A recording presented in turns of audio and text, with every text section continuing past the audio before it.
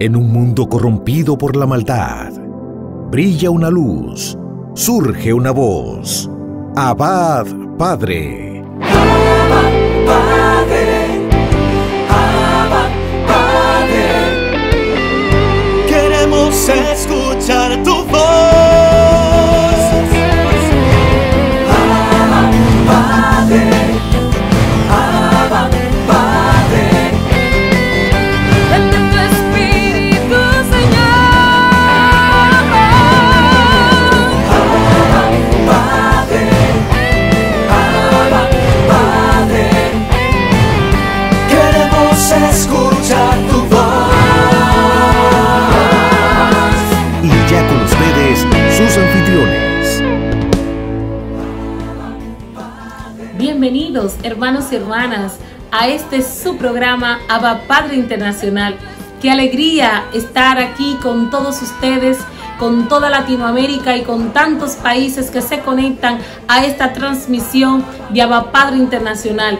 Es tiempo de orar, es tiempo de testificar que Cristo está vivo y que su gloria se manifiesta en medio de su pueblo.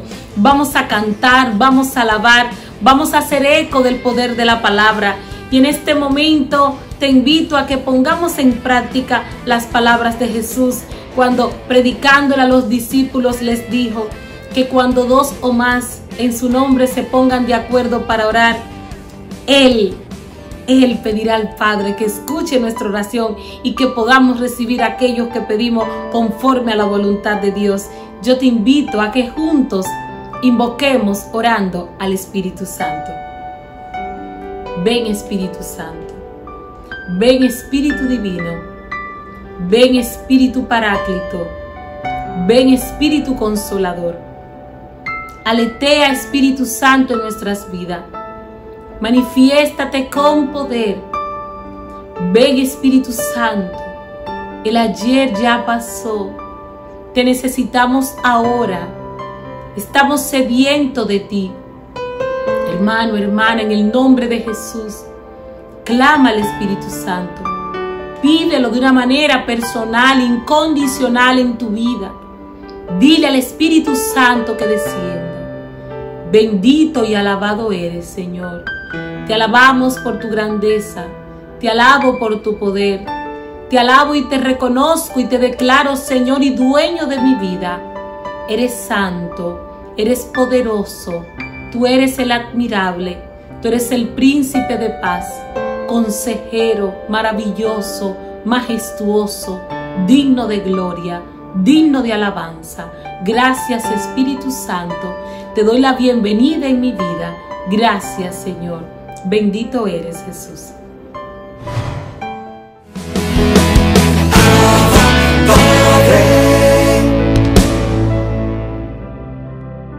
Mis hermanos, hoy reflexionamos con la lectura del Santo Evangelio según San Juan, en su capítulo 14, en los versos del 1 al 6. Y leemos este Santo Evangelio en el nombre del Padre, del Hijo, del Espíritu Santo. Amén. En aquel tiempo dijo Jesús a sus discípulos: no se turbe vuestro corazón. Creed en Dios y creed también en mí. En la casa de mi Padre hay muchas moradas. Si no os lo habría dicho, ¿por qué me voy a prepararos un lugar? Cuando vaya y os prepare un lugar, volveré y os llevaré conmigo.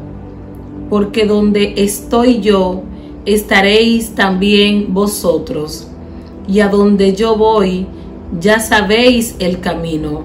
Tomás le dijo: Señor, no sabemos a dónde vas. ¿Cómo podemos saber el camino? Jesús le respondió: Yo soy el camino, la verdad y la vida. Nadie va al Padre si no es por mí. Hermanos y hermanas, esto es palabra del Señor. Qué maravilloso que hoy podamos reflexionar este gran anuncio del evangelista San Juan, donde una vez más Jesús se revela como Hijo de Dios, como camino que nos lleva al Padre. Y quiero hacerte una introducción de estas palabras con las cuales el evangelista inicia: no se turbe vuestro corazón. Y para hacer lo que es una anticipación del por qué el evangelista utiliza estas palabras, vamos a trasladarnos a Juan capítulo 13. En este capítulo, que es de revelación de la última cena, donde Jesús presenta varios escenarios de todo lo que va a ser su pasión, su muerte y su crucifixión. Y en cada uno de estos escenarios que Jesús les explica de una manera clara, aún los discípulos no entienden. Ya cuando Jesús les presenta a Judas como el traidor, que Pedro lo va a negar 3 veces, y todos estos episodios narrados en Juan capítulo 13, es cuando ya en el capítulo 14 inicia el evangelista con estas palabras: no se turbe vuestro corazón. De hecho, estando consciente, entender a los discípulos, Jesús hablarle de todas estas cosas, donde ya ellos que llevaban ya 3 años con Jesús, acostumbrados a estar con él, escuchar esa maravilla de haber tenido al maestro ahí de una manera física, tocar al maestro, ver a Jesús hacer hazañas portentosas que nunca ningún profeta de los que habían transcurrido en toda la historia del pueblo de Israel. Estando consciente, hermanos y hermanas, de que la persona de Jesús es el mismo Dios, ese santísimo Dios trino y uno que se nos revela en la persona de su Hijo. Asimismo, Jesús continúa y les exhorta: creed en mí. Y a su vez les hace una invitación: en la casa de mi Padre hay muchas moradas. Aquí Jesús está introduciendo el cielo. No se está refiriendo a una casa construida por hombre, a una estructura en la que tú te encuentras en este momento, si me ves o me escuchas desde tu casa. Jesús con estas palabras nos invita que en la casa de mi Padre hay muchas moradas. Es una invitación especial para estar con Él. Es una invitación para que tú y yo, hermanos y hermanas, no nos turbemos, no nos desesperemos. Es posible que actualmente tu condición de vida, lo que tú estás pasando humanamente, no sea fácil. Es posible tú que me escuchas, que estés desempleado, lleno de deudas, situación difícil, a punto de colapsar tu matrimonio. Es posible que tus hijos y tus hijas se te han salido de las manos y que tu casa se haya convertido en un caos. Todo esto es posible, que el ser humano estemos pasando un sinnúmero de situaciones. Pasad diferentes pruebas, como expresa San Pablo en la carta a los Romanos capítulo 8, verso 28 y siguiente, pero que ninguna de ellas nos aparte del amor de nuestro Dios, de ese amor incondicional, de ese amor sobrenatural. Y hoy, utilizando las palabras del evangelista San Juan, que no se turbe tu corazón, hermano y hermana. No te turbes por tales cosas que estés pasando. No te turbes por ese diagnóstico que estás esperando respuesta para determinar si es cáncer, el grado o la magnitud de la enfermedad. Cree en Jesucristo. Deposita tu confianza en aquel que todo lo que anunció, que todo lo que predijo sobre él se cumplió. Y no solo desde su persona a sí mismo, sino que todo el Antiguo Testamento habla de él. Si nosotros entendiéramos el secreto y las maravillas, porque el Antiguo Testamento es una revelación de la persona de Cristo, es una preparación del pueblo de Dios a que confíe en las promesas dadas al pueblo de Israel en la persona de Abraham, de Isaac y de Jacob. Dios es maravilloso, Dios es glorioso. Y continúa, hermanos y hermanas, que Jesús te invita a ti que me escuchas en el nombre de Jesús de una manera especial, que al lugar donde Él va quiere que tú y yo también estemos. Qué hermoso. Él ahí no está cuestionando que sean aquellos, que sean tal grupo ni tal denominación, no. Él dice que a donde yo voy, Él quiere, Él, la persona de Jesús, el amado del Padre. Él quiere que tú y yo estemos con Él, porque a donde Él va, hermanos y hermanas, es al encuentro con el Padre. Es aquel lugar de donde Él viene y desciende a los hombres. Porque recordemos que Jesús, que es parte de la Trinidad como segunda persona, Hijo del Dios vivo, todopoderoso, Jesús desde el seno de su gloria desciende a la tierra, se hace hombre, se hace semejante a nosotros, menos en el pecado, y está entre nosotros.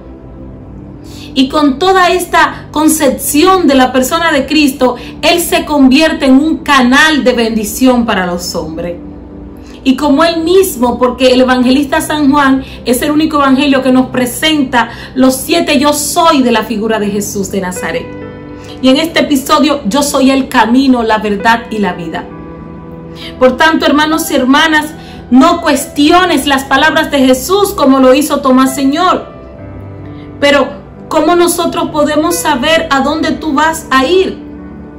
Y mucho menos vamos a saber cuál es el camino. Y me encanta la respuesta del maestro. Yo soy el camino, la verdad y la vida. Y que esta invitación a ser partícipe de la morada celestial de Dios Padre Todopoderoso a través de Cristo Jesús su Hijo, hoy por el poder de esta palabra, hermanos y hermanas, en el nombre de Jesús yo te exhorto que tú recuperes la paz. Que el Espíritu Santo toque tu vida. Que el Espíritu de Cristo descienda sobre ti ahora en el nombre de Jesús. Dale apertura a la persona del Espíritu Santo. En ese momento los discípulos estaban turbados, estaban confundidos porque aún no habían recibido el Espíritu Santo. Y por más que el Maestro les hablara, les explicara, su corazón estaba cerrado y su entendimiento totalmente cerrado.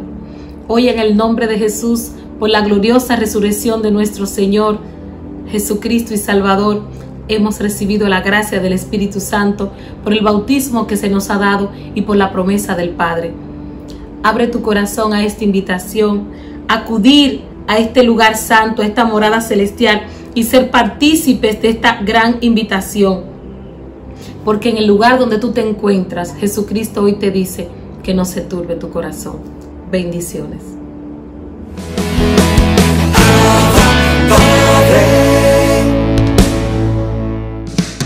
Abba Padre es la revista digital disponible para ti, gratis y mensual. Búscale y comparte la revista digital Abba Padre con temas relevantes para una nueva evangelización con alegría y ardor. Abba Padre, el medio espiritual más completo, práctico y actual para apoyar, animar y difundir la obra santa de los evangelizadores hispanoparlantes de hoy. Gratis y mensual. Abba Padre, la revista digital.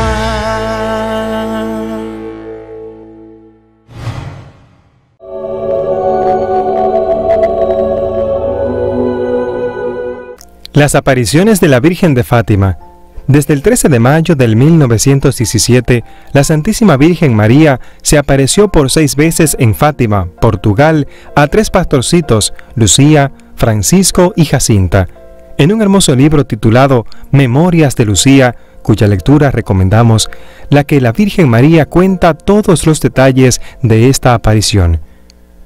El 13 de mayo se produjo el siguiente diálogo. ¿De dónde su merced? Mi patria es el cielo. ¿Y qué desea de nosotros? Vengo a pedirles que vengan el 13 de cada mes a esta hora. Era el mediodía. En octubre les diré quién soy yo y qué es lo que quiero. ¿Y nosotros también iremos al cielo? Lucía y Jacinta sí. ¿Y Francisco? Los ojos de la aparición se vuelven hacia el jovencito. Lo miran con expresión de bondad y de maternal reproche, mientras va diciendo: él también irá al cielo, pero antes tendrá que rezar muchos rosarios. Y la Santísima Virgen continuó diciéndoles: ¿quieren ofrecerse al Señor y estar prontos para aceptar con generosidad los sufrimientos que Dios permita que les lleguen y ofrecerlo todo en desagravio por las ofensas que se hacen a nuestro Señor? Sí, señora, queremos y aceptamos. Con gusto y gesto de amable alegría, al ver su generosidad, les dijo: tendrán ocasión de padecer y sufrir, pero la gracia de Dios los fortalecerá y los asistirá. La segunda aparición fue el 13 de junio del 1917. La Santísima Virgen les dice a los 3 niños, es necesario que recen el rosario y que aprendan a leer. Lucía le pide a la curación de un enfermo y la Virgen le dice que se convierta y el año entrante recuperará la salud. Lucía le suplica, Señora, ¿quiere llevarnos a los 3 al cielo? Sí, a Jacinta y a Francisco los llevaré muy pronto, pero tú debes quedarte aquí abajo, porque Jesús quiere valerse de ti para hacerme amar y conocer. Él desea propagar por todo el mundo la devoción al Inmaculado Corazón de María. ¿Y voy a quedarme solita en este mundo? No, hijita, sufres mucho, pero no te desanimes, que yo no te voy a abandonar. Mi corazón inmaculado será tu refugio y yo seré el camino que te conduzca a Dios. La tercera aparición fue el 13 de junio del 1917. Ya hay 4.000 personas. Nuestra Señora les dice a los videntes, es necesario rezar el rosario para que se termine la guerra. Con la oración a la Virgen se puede obtener la paz. Cuando sufran algo digan, oh Jesús, es por tu amor y por la conversión de los pecadores. La Virgen abrió sus manos y un haz de luz penetró en la tierra y apareció un enorme horno lleno de fuego, y en él muchísimas personas semejantes a brasas encendidas que levantaban hacia lo alto por las llamas volvían a caer gritando entre lamento de dolor. Lucía dio un grito de susto, los niños se levantaron los ojos hacia la Virgen como pidiendo socorro, y ella les dijo, ¿han visto el infierno donde van a caer tantos pecadores? Para salvarlos, el Señor quiere establecer en el mundo la devoción al corazón inmaculado de María. Si se reza y se hace penitencia, muchas almas se salvarán y verán la paz. Pero si no se reza y no deja de pecar tanto la gente, vendrá otra vez la guerra peor que las anteriores y el castigo del mundo por sus pecados será la guerra, la escasez de alimentos y la persecución de la Santa Iglesia y el Santo Padre. Vengo a pedir la consagración del mundo al corazón de María y la comunión de los primeros sábados en desagravio y reparación por tantos pecados. Si se acepta lo que yo pido, Rusia se convertirá y vendrá la paz. Pero si no, una propaganda impía propagará por el mundo sus errores y habrán guerras y persecuciones a la Iglesia. Muchos buenos serán martirizados y el Santo Padre tendrá que sufrir mucho. Varias naciones quedarán aniquiladas, pero al fin mi corazón inmaculado triunfará. Y añadió Nuestra Señora, cuando recen el rosario después de cada misterio digan, oh Jesús, perdona nuestros pecados, líbranos del fuego del infierno y lleva al cielo a todas las almas, especialmente las más necesitadas de tu misericordia. La cuarta aparición fue en agosto del 1917.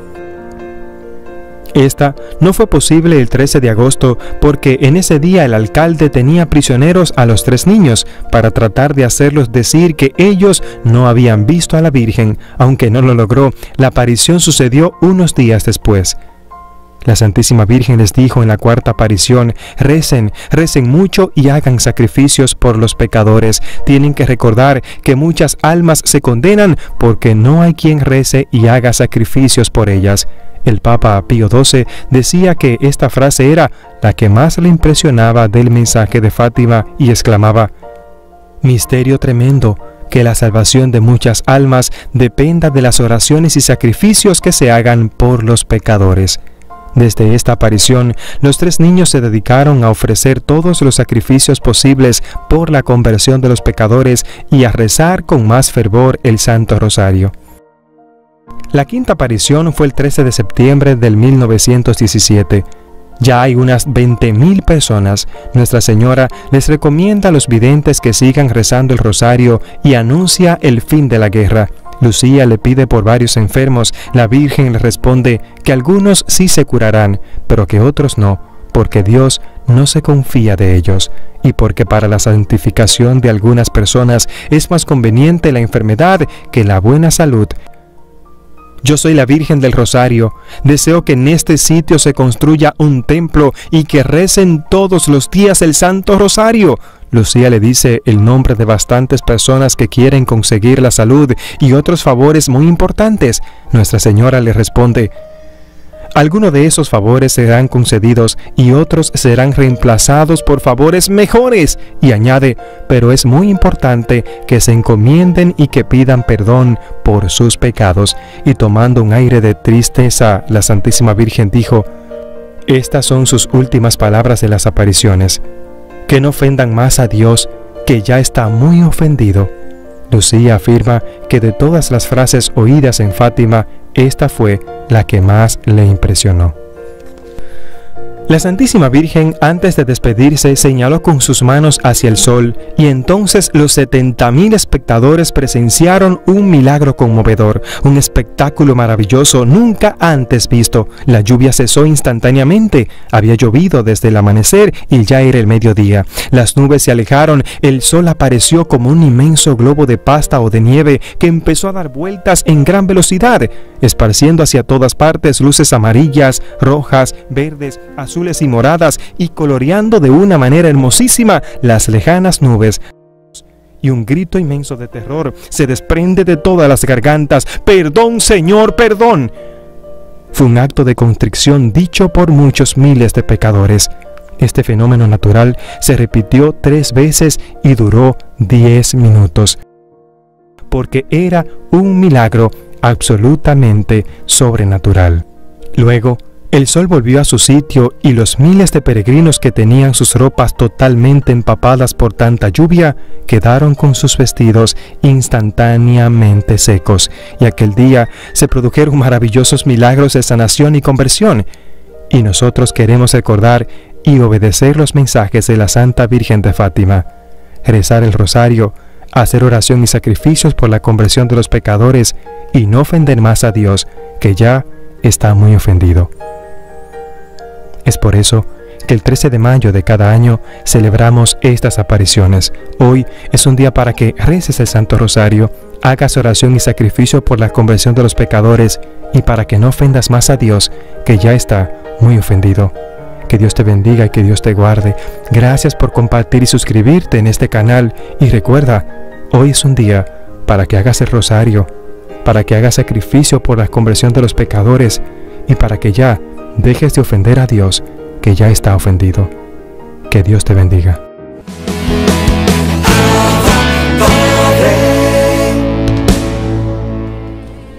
Bienvenidos a esta nueva edición de Cerrando las Puertas al Enemigo, segmento que se emite dentro del programa Abba Padre.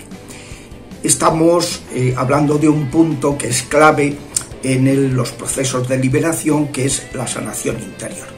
Hemos dicho que hay 3 puertas de las que somos responsables nosotros: el pecado, el ocultismo practicado, el rencor aceptado. Pero luego hay otras 3 puertas: los maleficios recibidos, las heridas afectivas y las herencias de los antepasados, que también son aprovechadas por los inmundos para atacarnos. Y un ámbito que es el que estamos tratando. La última clase hablamos de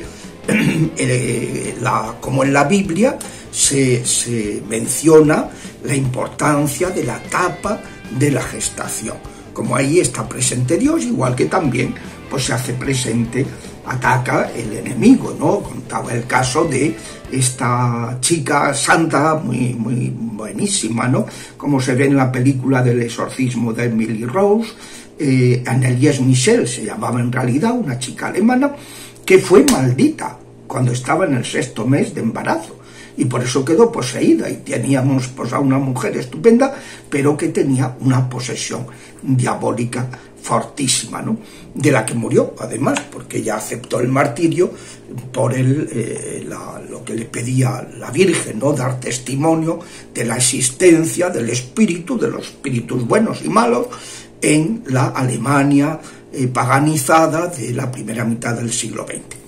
Bueno, pues estamos viendo eso, que uno de los aspectos que hay que trabajar es la sanación interior.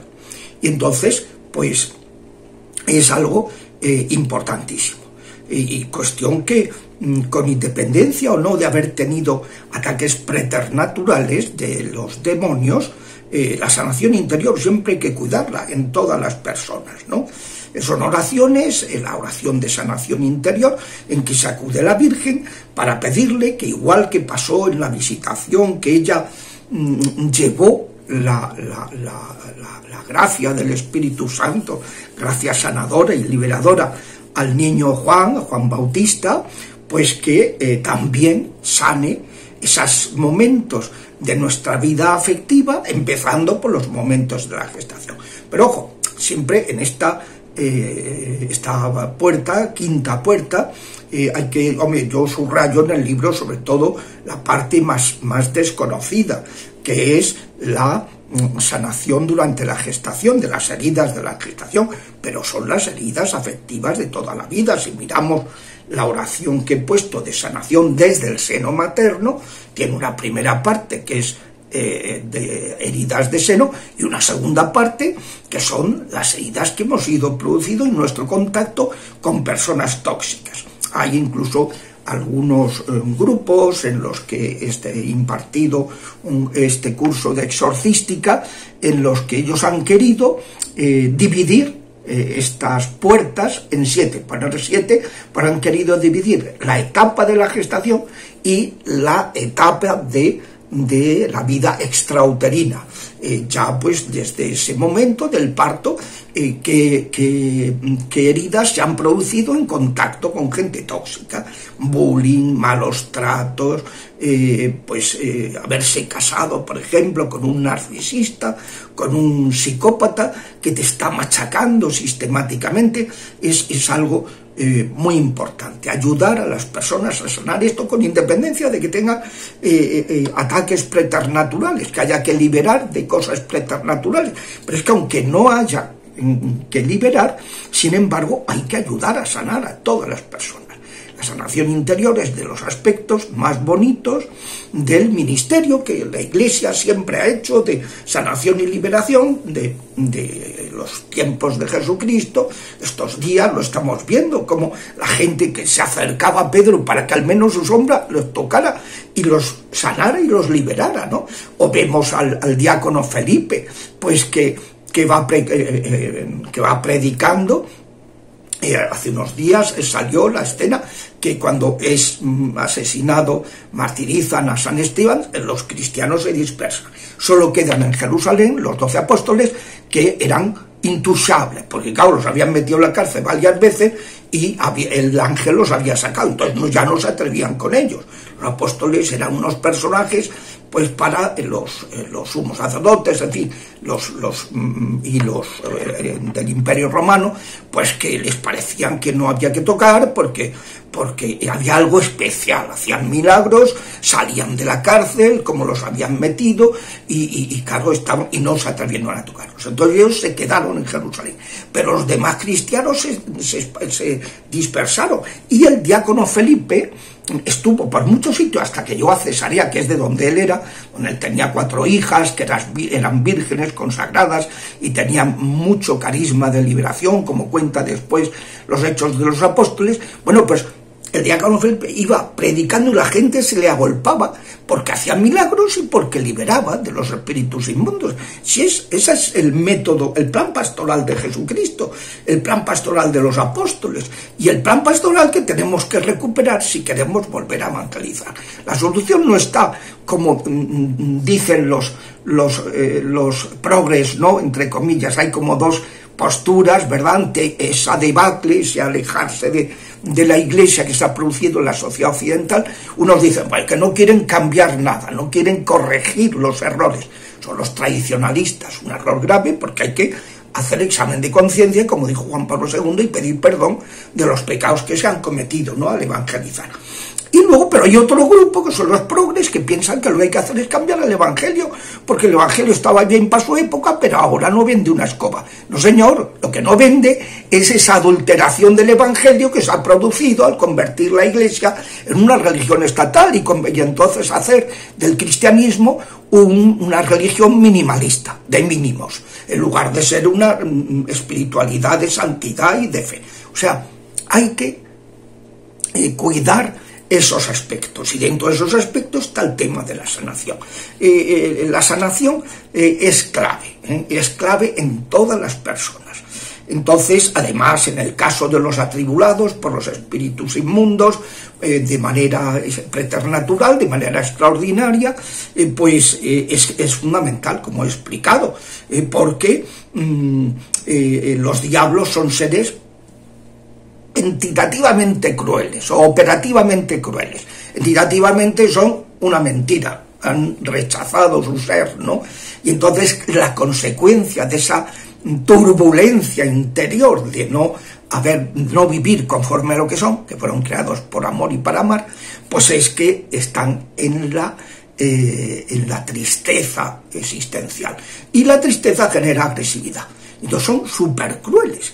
Entonces ellos, cuanto más vulnerable es una persona, pues más lo aprovechan. Esto lo decía el Papa cuando en el discurso que dijo sobre espiritualidad y psiquiatría, dijo, vamos a ver, uno de los errores que cometen los curas más es descartar que pueda haber algo preternatural por el hecho de que haya algo psiquiátrico o psicológico. Dice, no, porque los demonios aprovechan la fragilidad, son perezosos y ellos pues lo aprovechan.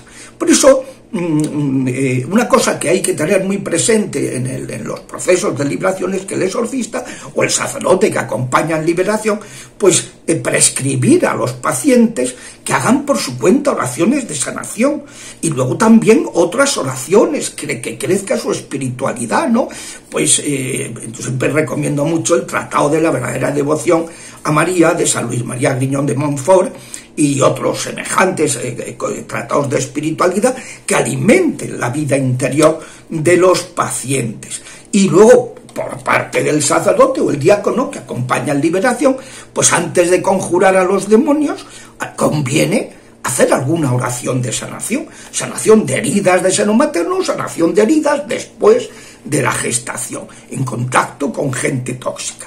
Me acuerdo de una familia que vino a verme para que rezáramos por su hijo que empezó a autolesionarse muy gravemente desde la pubertad hasta el punto que tenían que ingresarlo. Y entonces no averiguaban las causas del trastorno, ¿no? Y entonces estaba en tratamiento, no servía para nada, le ponían una dosis de caballo que tumbaría a un elefante y el chaval no le hacía ningún efecto sedante, ¿no? Entonces, pues empezamos a hacer una oración. Entonces, en cuanto empezamos a orar, el afectado adoptó la postura fetal. Y se descubrió que había sido en esa etapa, en la gestación, que había sido muy traumática, como explicó la madre allí presente, y que no habían caído en la cuenta, que entonces pues, no había nacido a los 9 meses, corriendo el riesgo de malograrse, se había ido fraguándole en una opción refractaria a la vida, que en su inconsciente, que cuando llegó a la pubertad, que es la edad de la vida, se desplegó para tratar de autodestruirse, ¿no? Fue sanar aquella herida y como el muchacho pues empezó a tener una vida normal. Hasta la semana que viene, si Dios quiere.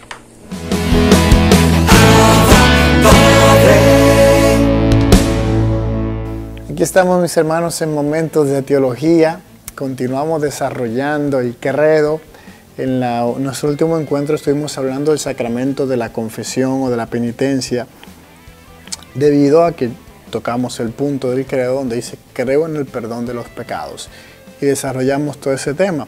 Luego de creer en el perdón de los pecados viene otra afirmación dentro del credo, y es que creo en la resurrección de la carne. ¿A qué se refiere el credo cuando nosotros confesamos esa verdad? El credo cristiano, que es la profesión de nuestra fe en Dios Padre, Hijo y Espíritu Santo, y en su acción creadora, salvadora y santificadora, culmina en la proclamación de la resurrección de los muertos al fin del tiempo y en la vida eterna. Esto es algo que estamos justamente en un tiempo particular, ideal para eso, porque la Pascua, después de la resurrección del Señor y su ascensión, pues nos vive indicando que nosotros también vamos a participar de esa resurrección del Señor en el futuro, en la parusía. Y creemos firmemente, y así lo esperamos, que del mismo modo que Cristo ha resucitado entre los muertos y que vive para siempre, igualmente los justos después de la muerte vivirán para siempre con Cristo resucitado. Y que Él los resucitará en el último día. Como la suya, nuestra resurrección será obra de la Santísima Trinidad.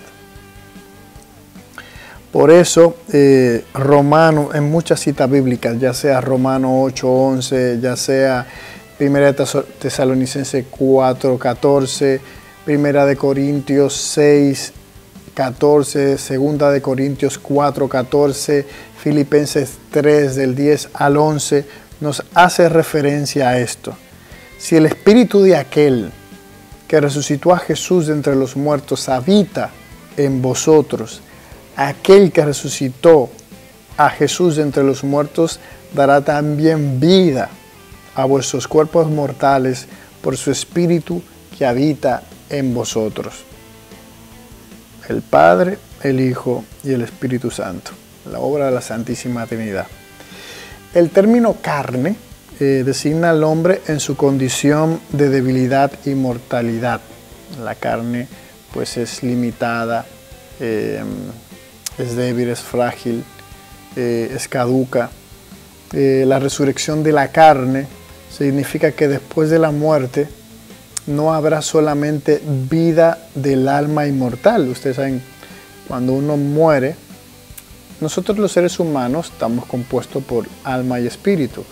El alma es inmortal, el alma no muere. Por eso cuando el cuerpo deja de recibir la información del alma, o sea, hay una desconexión debido, ya sea a una enfermedad, debido a una muerte, o algo que haya interrumpido la vida natural de cualquier persona, esa persona no deja de existir, o sea, no se va a la nada, no desaparece, sino que se mantiene porque el alma continúa.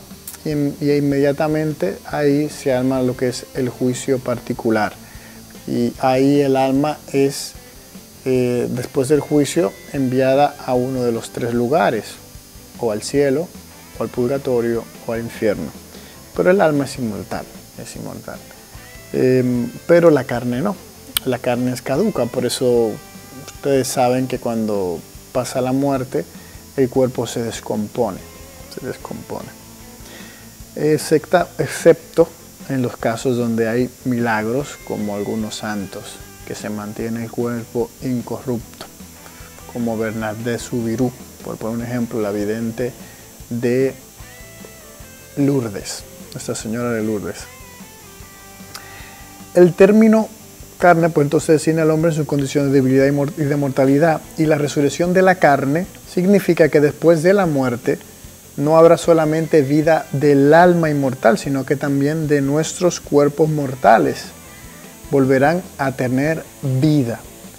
Creer en la resurrección de los muertos ha sido desde los comienzos un elemento esencial de la fe cristiana. La resurrección de los muertos es esperanza de todos los cristianos. Somos cristianos también por creer en ella, en esa resurrección. Por eso llamaba la atención el apóstol: ¿cómo andan diciendo algunos entre vosotros que no hay resurrección de muertos? Si no hay resurrección de muertos, tampoco Cristo resucitó. Y si no resucitó Cristo, vana es nuestra predicación, vana nuestra fe, pero no. Cristo resucitó de entre los muertos como primicia de los que durmieron. Esa es la vida a la que tú y yo estamos llamados, a resucitar con Cristo y con nuestro propio cuerpo, el mismo cuerpo, ese cuerpo que se va a descomponer en algún momento, cuando sea el cese de nuestra vida terrenal. Ese cuerpo, ese mismo será tu cuerpo, pero de manera gloriosa, será un cuerpo glorioso, un cuerpo que ya no estará atado a las leyes naturales, un cuerpo que ya no caducará, no se enfermará, no experimentará sufrimiento, dolor. Un cuerpo como el de Cristo, glorioso, vivificado por la obra del Espíritu Santo. Entonces, voy a dejarlo hasta aquí. Ya en nuestro próximo encuentro vamos a hablar cómo es esa revelación progresiva que Jesús hace de la resurrección. No solamente desde el Nuevo Testamento, es que desde antes del Antiguo Testamento ya Dios iba hablando a su pueblo del tema de la resurrección. Eso lo vamos a ver con más profundidad en nuestro próximo encuentro.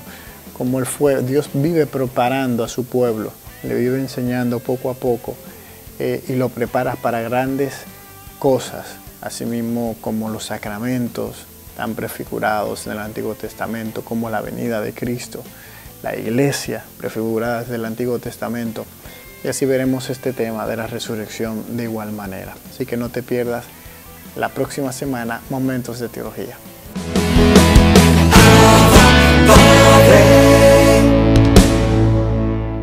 Gracias, mis queridos hermanos y hermanas, por estar en sintonía con su programa. Quiero desear muchas bendiciones a cada uno de ustedes que están sintonizando, para que Dios llene su vida de muchas bendiciones, de larga vida y de prosperidad. Vamos a escuchar la palabra de Dios, a compartirla, que es alimento del alma. Está tomada del capítulo 7 de San Mateo, del versículo 15 y siguiente. Dice: el árbol se conoce por sus frutos. Tengan cuidado con los falsos profetas que vienen a ustedes disfrazados de oveja, cuando en realidad son lobos feroces. Ustedes los conocerán por sus frutos.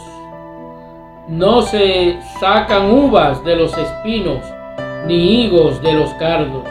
Todo árbol bueno da frutos comestibles, y el árbol que no es frutal no los da.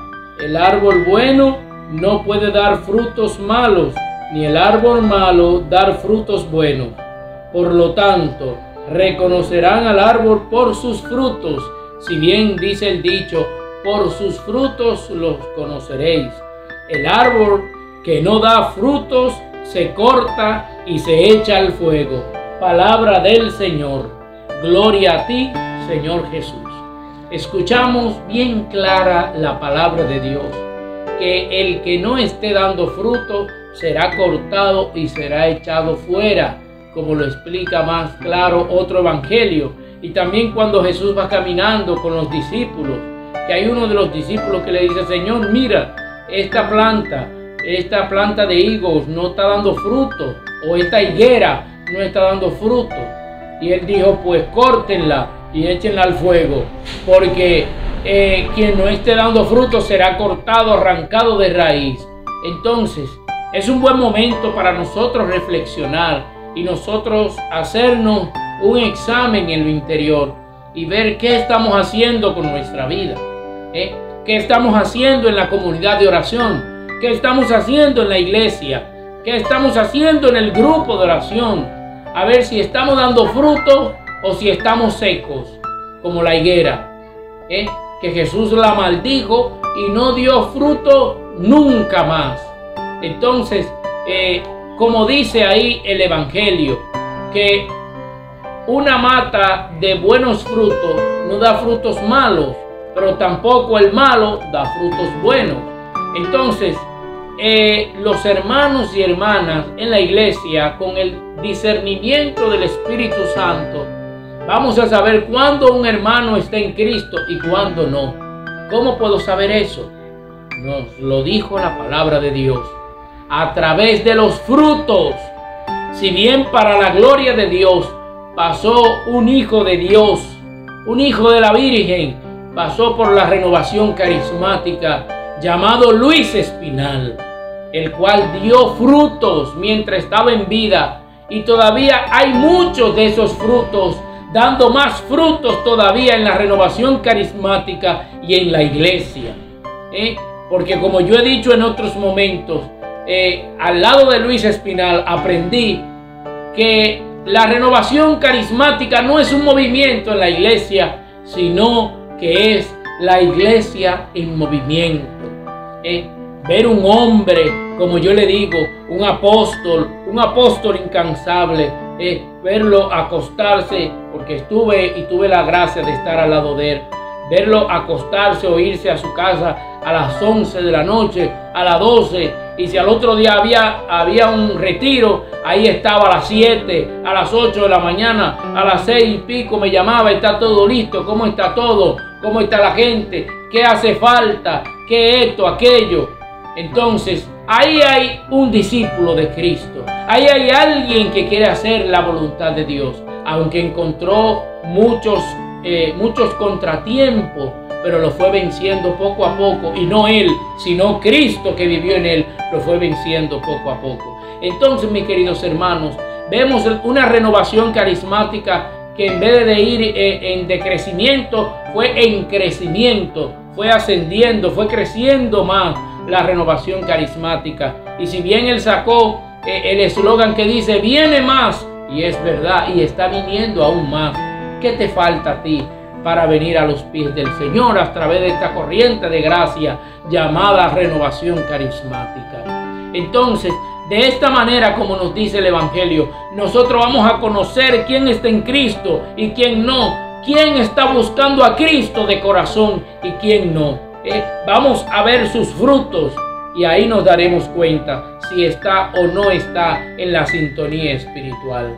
Mis queridos hermanos y hermanas, pidamos la ayuda al Espíritu Santo para que Dios nos mantenga y nos ayude a descubrir su voluntad, nos ayude a descubrir en qué lugar nosotros vamos a dar esos frutos, en qué lugar nosotros vamos a producir otros talentos, como la lectura de los talentos, que el que tuvo 5 buscó y reunió otros 5 que ya eran 10, el que tenía 2 buscó como pudo ahí y reunió otros 2 y eran ya 4, y así sucesivamente. Estamos llamados a sumar y a no restar, mi querido hermano y hermana. Que nosotros procuremos ser un árbol que da buenos frutos y no tal vez un árbol que no da frutos dulces, que no da buenos frutos o que no da ninguno. Y recuerde también que nos dice Santiago que una llave no puede botar agua dulce o agua salada. Eso quiere decir que tú no puedes estar en 2 aguas, o estás en el agua dulce o estás en el agua salada, o estás con Dios o está en contra de Dios. Al César lo del César y a Dios lo que es de Dios.